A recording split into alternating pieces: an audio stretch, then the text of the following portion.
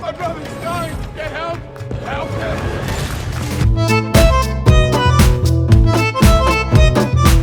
That man is playing Galaga. Thought we wouldn't notice, but we did.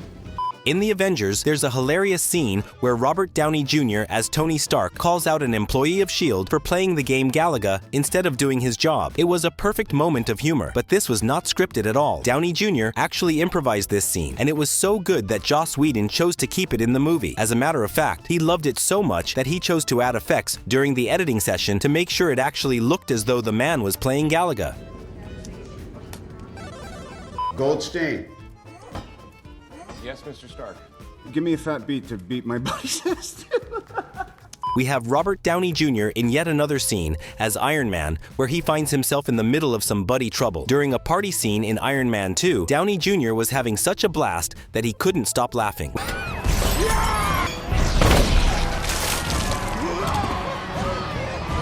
When Don Cheadle's character, Rhodes, shows up to shut things down, Tony Stark rebels by telling the DJ to switch up the music. Right in the middle of the line, Downey cracks up, but it actually worked perfectly for Stark's drunk and uncontrollable vibe. The moment felt so natural that they ended up keeping it in the final cut. One of the funniest moments in Avengers: Infinity War comes when in the middle of a crazy confrontation, Peter Quill asks, "Where is Gamora?"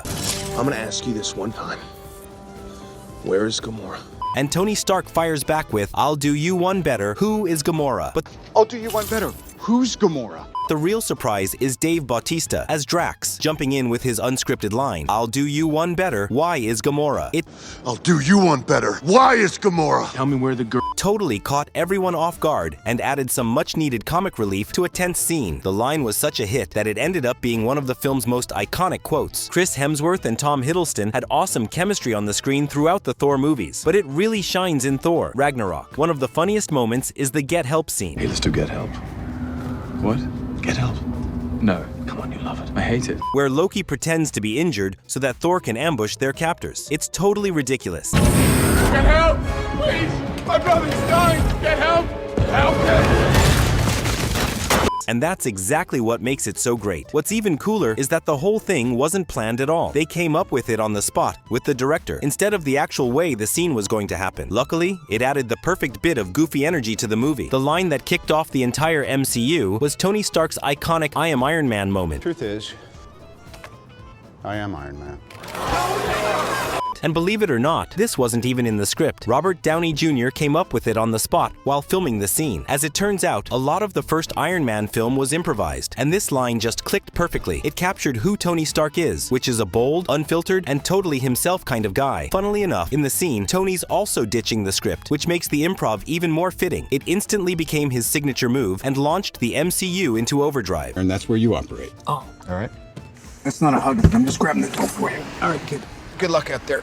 You can expect to see a lot of Iron Man content here, because he's the one running the show anyway. When the trailer for Spider-Man: Homecoming dropped, fans got a taste of the action and the fun dynamic between Peter Parker and Tony Stark. One moment that really stood out was when Peter leans in for a hug, only to realize Tony was just reaching to open the car door. It was short but hilarious, and totally nailed their awkward but endearing relationship. According to Tom Holland, that bit and a lot of their back and forth was improvised. Their natural chemistry ended up being a big part of what made their bloopers so memorable.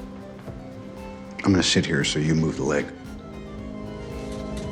Here, we have something from Captain America: Civil War, but it involves the exact same people. When Tom Holland was cast as the new Spider-Man, fans did wonder how he'd keep up with the big names in the MCU. Over here, he shared a scene with Downey Jr., wherein Tony Stark tells Peter to move the leg so he can sit down. It felt like typical Stark sarcasm, but it turns out that Holland had actually missed his mark. Downey corrected him without breaking character, and the moment ended up feeling totally natural and pretty funny too.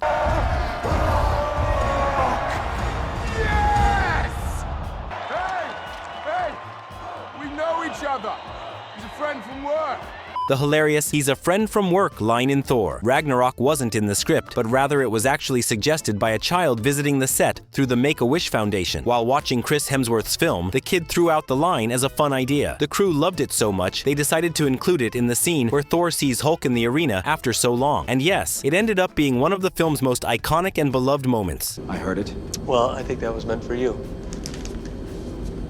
Even if Barton didn't tell Loki. Tony Stark's snack habit isn't just part of the script, but it's actually Robert Downey Jr. being himself on set. In one helicarrier scene, Stark casually offers a teammate a blueberry. But was that planned? It turns out, not at all. Downey had secretly stashed blueberries around the set and started snacking during the scene. It In a few hours, I'll know every dirty secret S.H.I.E.L.D. has ever tried to hide. Blueberry? Yet you're confused. fits Stark's personality so perfectly that Joss Whedon once again left it in the final cut. It's just another case of RDJ blending real life with his character.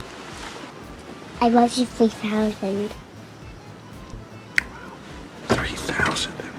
Believe it or not, the fan favorite line, "I love you 3000, wasn't in the original script of Avengers Endgame. Tony was supposed to tell his daughter Morgan he loved her tons, and she was to repeat it, but Robert Downey decided to swap it out for something more personal. This was a phrase his own kids would say to him, and such a little change led to one of the most touching and unforgettable moments in the MCU, which was made even more powerful when it was echoed in the film's emotional final scene.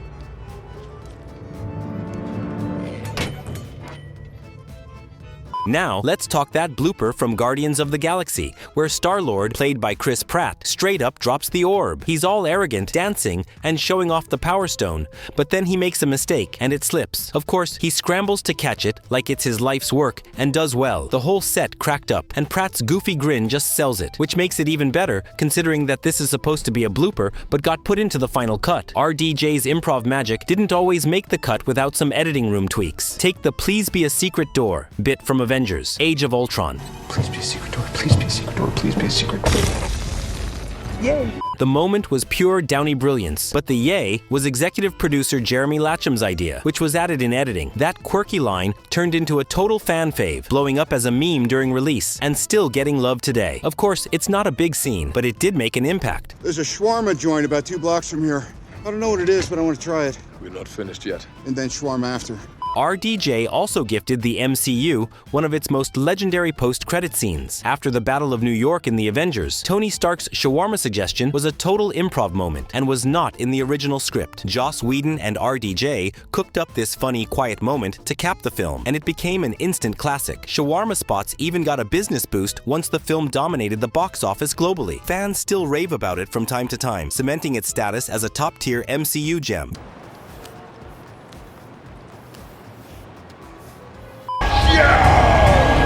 Child, things are gonna get easier.